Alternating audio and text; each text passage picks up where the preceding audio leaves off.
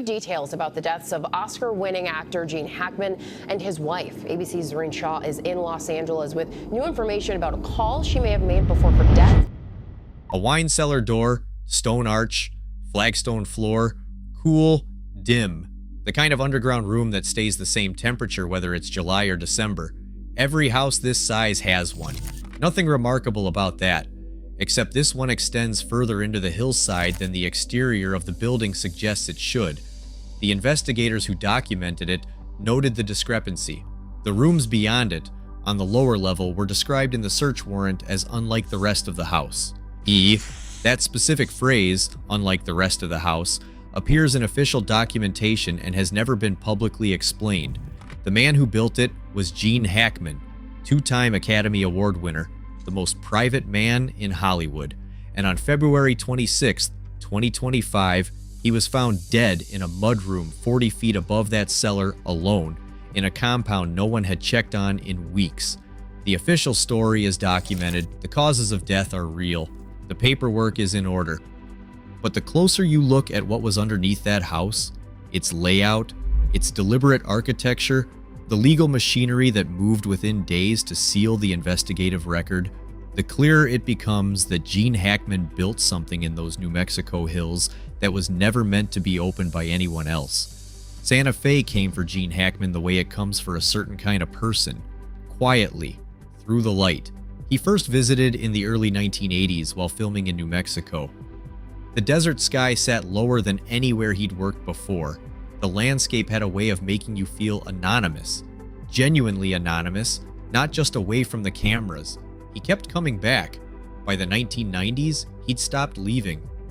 The property sat in the foothills of the Sangre de Cristo Mountains, Blood of Christ in Spanish, inside a gated enclave called the Summit, off a road called Old Sunset Trail. You had to know the address. You had to be buzzed through a gate that didn't advertise itself. The land ran across 53 acres of pinyon trees and juniper scrub, overlooking a view stretching from the Jemez Mountains north toward Colorado. In summer, the air smells of pine resin and dry earth. In winter, the wind comes down from the peaks, and you feel it through stone walls 3 feet thick. The original structure was a neglected 1950s block building. Hackman saw something in it worth keeping. He brought in architects and a local builder and spent years taking it apart his way. Stone, steel, plaster walls with layered finishes he color mixed by hand.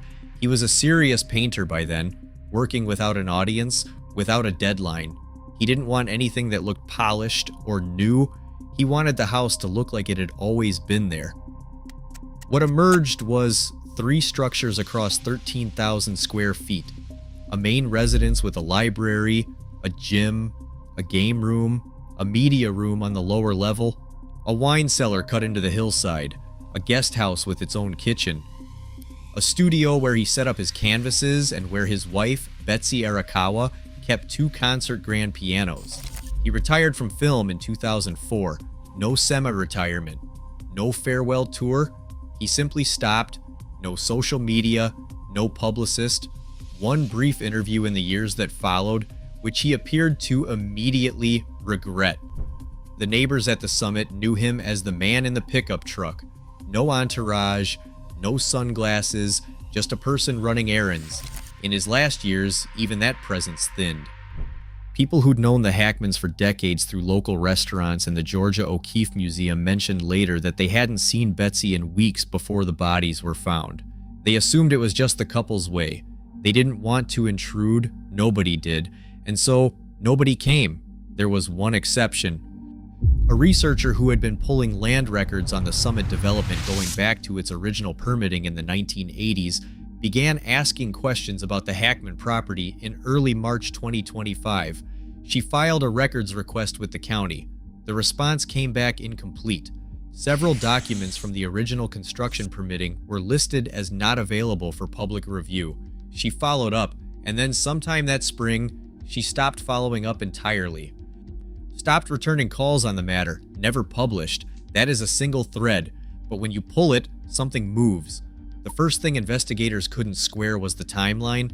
Betsy Arakawa died on February 11th, 2025, hantavirus pulmonary syndrome. a severe respiratory illness contracted through contact with infected rodent droppings. It moves fast. The lungs fill with fluid. Without medical intervention, hours matter. She was 65. Living on a sprawling rural property surrounded by desert brush in a region where the rodent population in the foothills is not a footnote. Gene Hackman was found on February 26th, 15 days later. The medical examiner determined he died of severe heart disease with advanced Alzheimer's as a significant contributing factor. An autopsy indicated he likely hadn't eaten for days before his death. The condition of both sets of remains when workers arrived, the official term used was partially mummified, confirmed they had been there for some time. 15 days, in a 13,000 square foot compound, with a gated entrance that ensured no one came through without a reason. What that timeline tells us is this: Gene Hackman, in the advanced stages of Alzheimer's disease, was alone in that compound with his wife's body for up to 2 weeks. No caregiver on site, no alarm raised, no call made, but the Summit neighbors noticed nothing. The gate stayed closed. The state medical examiner stood at a podium on March 7th and called the press conference she was holding unprecedented. Her exact word: "It was," she said, "unprecedented for her office to make a public statement about an active death investigation. The circumstances required it." She confirmed the causes of death. She did not describe the lower level of the property in any detail. She did not explain the timeline in any depth beyond what was already public. When reporters asked follow-up questions about the compound itself, those questions were redirected, not refused, redirected. 15 days of silence in a sealed compound. It sits with you the longer you look at it. The compound didn't behave the way a modern American home behaves. The architects who worked on it described the design philosophy as part Pueblo, part colonial New Mexico, part Spanish Baroque. What that means practically is that the structure turns in on itself. Heavy stone walls absorb sound. Rooms branch off rooms. There are no clean sightlines from the entry to the back of the property. The house was deliberately built to resist being read from the outside or walked through quickly from the inside. Hackman had insisted on this. The lower level extended into the hillside further than the exterior suggested it should. A gym, a game room, a media room, and a wine cellar cut into the slope of the mountain, its walls thick stone, its temperature stable year-round, regardless of what the desert did above it. In the listing photographs released after the couple's deaths, the wine cellar appears briefly. Arch ceiling, flagstone floor, dim. It doesn't show where it ends. When the property sold in early 2026, 8 days after listing, buyer undisclosed, price undisclosed, the listing described the lower level as ripe for creative conversion. The agents who handled the sale said the home received strong interest despite its history. They noted the construction quality throughout, the layered plaster finishes, the stone. The kind of building, one of them said, where every material was chosen to last. There is a technique experienced contractors use when they want to understand a building's age. You read it from the surface down. Near the top, modern drywall, recessed lighting, power tool seams. Deeper, hand-packed plaster, rough-cut stone, construction that predates the renovation Hackman commissioned in the 1990s. Buildings built into hillsides in this region sometimes reveal themselves as layered things, worked by different hands, at different times, for different purposes. The Hackman compound was built into a hillside. Its lower level extended beyond what the exterior suggested. The original construction permitting records for that section of the summit are listed as not available for public review.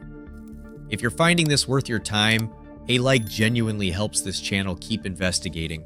Within days of the deaths becoming public, the Hackman estate moved.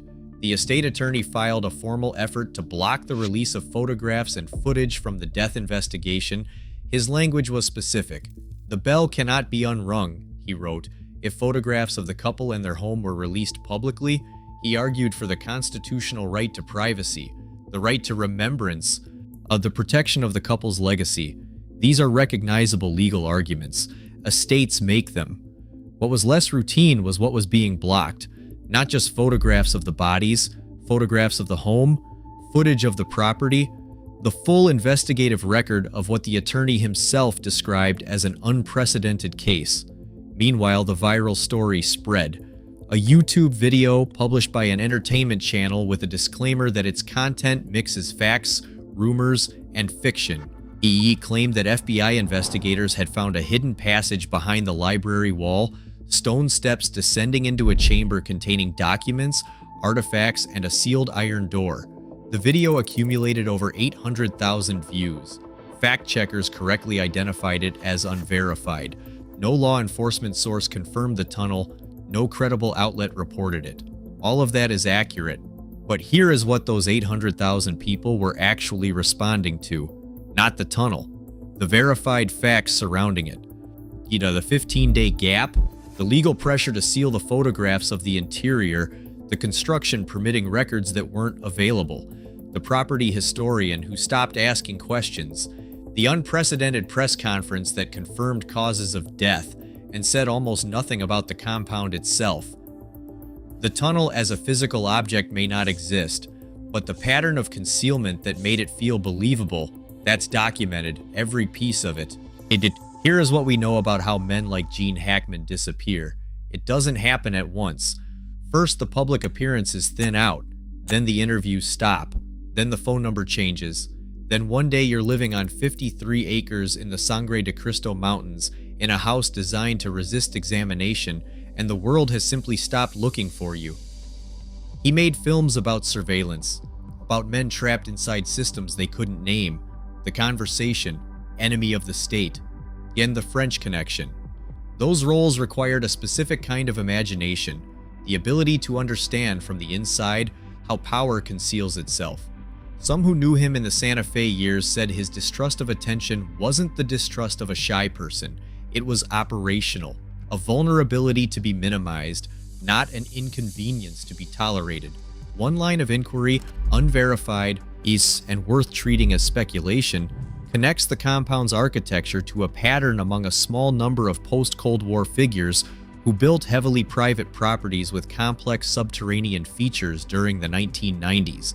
The argument, from online investigative communities rather than any academic institution, is that a certain class of figure, enough money, enough knowledge, enough reason, chose that decade specifically to build what might be called continuity architecture.